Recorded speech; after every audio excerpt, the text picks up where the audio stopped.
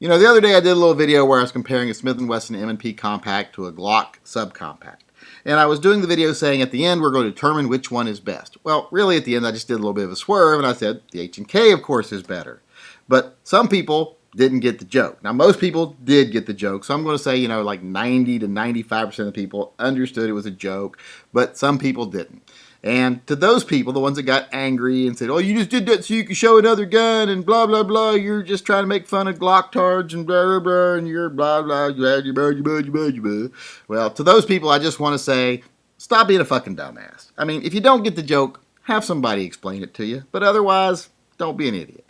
Now, I know some people are going to say it's not PC to call people a dumbass, but you know what's worse than not being PC? It's being a dumbass. So let's move on. Now, to the people that did get it, a lot of them wanted to see another closer look at my H&K. So I wanted to do that tonight. So let's take a quick look at it here.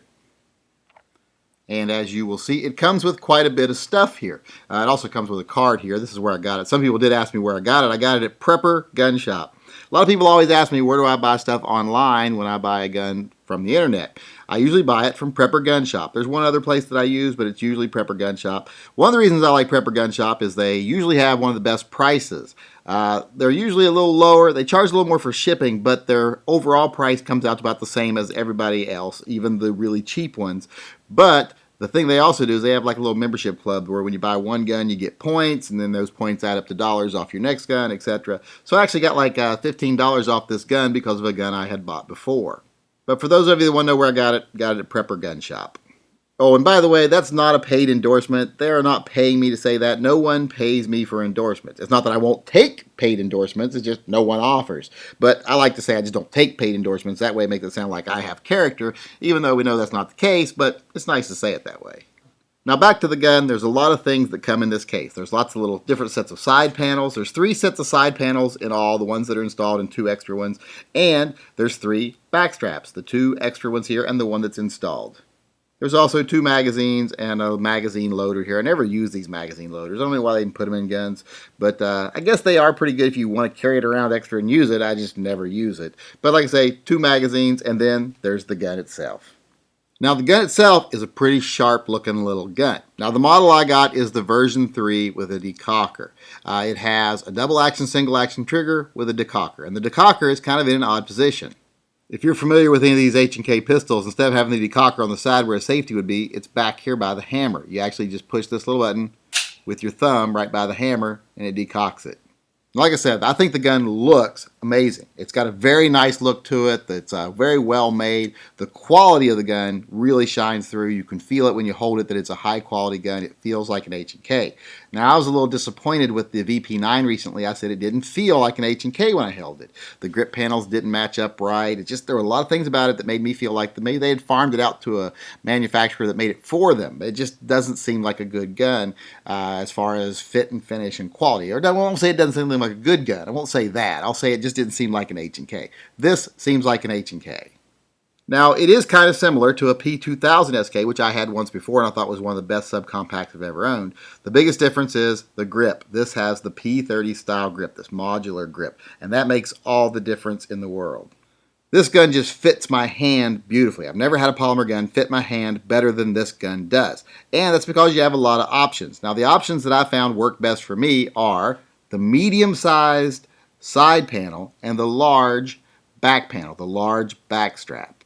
This large back strap really makes it fill up the palm of my hand very well and make the gun feel very stable in my hand. And that makes all the difference in the world. When the grip fills your hand and it doesn't move around a lot, you'll have a lot more control over your gun.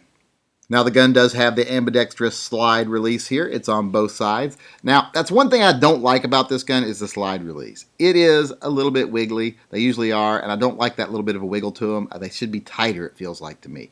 But I will have to say, at least it's not that thin little cheap one that's on the VP9. This actually is more substantial. It feels a lot better, even though it does have that little bit of a wiggle, but I don't like that wiggle. The sights are those H&K glow-in-the-dark sights. They only glow if they've been exposed to light. So I don't really call them night sights. Now I know they call them night sights, but I don't. I know it's because of importation that they do them this way, but These just don't stack up to tritium sights. However, they do glow brightly. I could see if you were using your gun in the daylight and then suddenly had to move into a dark situation, like move into a building or a hallway, etc. They would glow. They glow very brightly, but they have to be in light first. If you're pulling them out from a concealed area on your body where they've been concealed all day long, these sights are not going to have any charge, and if you're in the dark, you're not going to see them. So as far as being night sights, I won't go as far as to call them night sights. Now, one other minor issue I have is that loaded chamber indicator. You can see it whether the gun's got a round in it or not. So you got to say, well, am I seeing it a lot or am I just seeing it a little? So it doesn't really do any good to me. In fact, I never think these do very much good anyway. Just always check your gun and see if it's loaded. Never count on these. Now, another feature this gun has is the European style mag release. It's on the trigger guard. You push it down with your thumb, magazine pops free. One reason I really like these is you don't accidentally squeeze them when you're putting a tight grip on the gun. So I like that a lot better than having the button up there. I've never understood why people prefer the button. I prefer these, and they're easier to get to from either side. Now, one thing I wanted to show here, there's a little channel on the trigger guard. Now, I know this may not seem important, but it's because this trigger is kind of long. It actually wraps around your finger. Makes it really comfortable on your finger. I really like it, but it does make it a little longer, so it has to travel inside that channel when you pull the trigger. And that's kind of a unique little feature there that I thought I'd point out. Now, like I said, it is double action, single action. It does have that double action, pull it first. It is a little bit long, it is a little bit heavy, but if you like revolvers like I do, you'll like it. If you don't like revolvers, you might not be as into that trigger, but it's still a nice trigger. And it also has the single action option. You can always cock the hammer and pull the trigger too. It has a very light single action pull, a very nice single action pull. Now, of course, in a self-defense situation, you could always pre-cock the hammer with your thumb. If you couldn't, the first shot would be in the double action, but every subsequent shot would be single action. So you'll get that first round off quickly in double action, and then after that you'll have some nice lighter trigger pulls for single action to get maybe some more accurate shots in with your second and third shot. Now that's just a quick overview of the mechanics of the gun, but now I want to show you how you change these grip panels. It's really, really easy. All you need is a roll pin punch here, and you just need to punch out this little pin right here on the grip. That little black pin right there pops right out, and once it pops out, you just slide this back panel right off. And once the back panel is off, these panels just slide straight out. And once you get these off, you can change them out to whatever size you want. You got small, medium, and large in both side panels and in the rear back strap. But like I've said, what works for me is the medium side panels and the large back strap, so I'm going to put those back on there.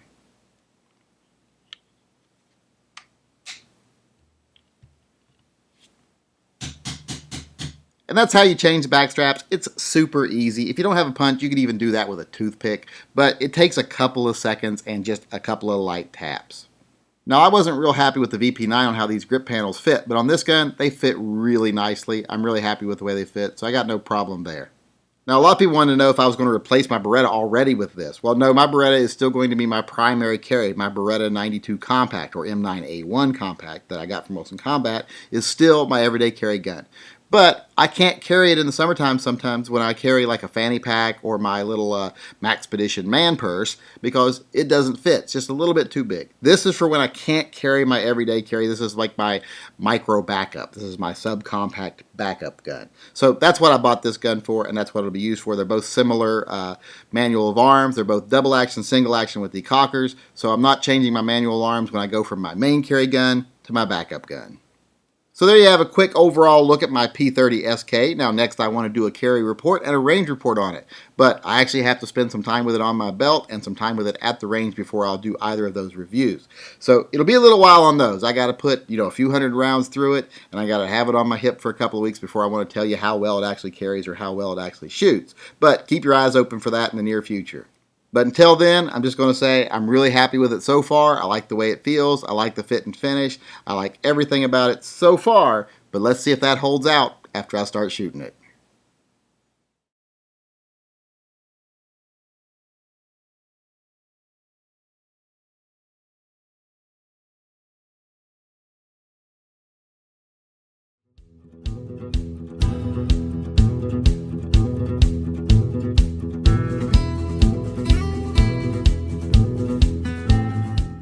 You ain't even my real dad.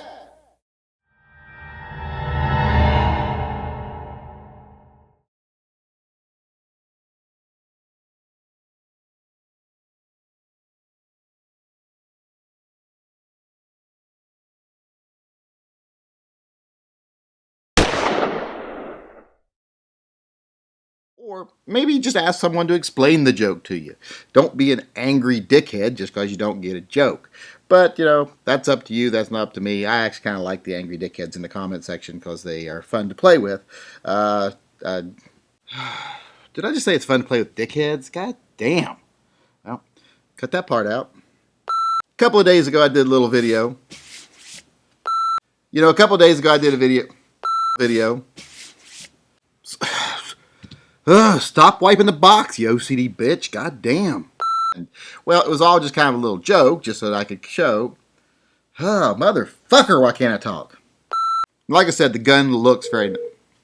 God damn. Also, like I said, one other minor issue I have with it is that little cock... Motherfucker.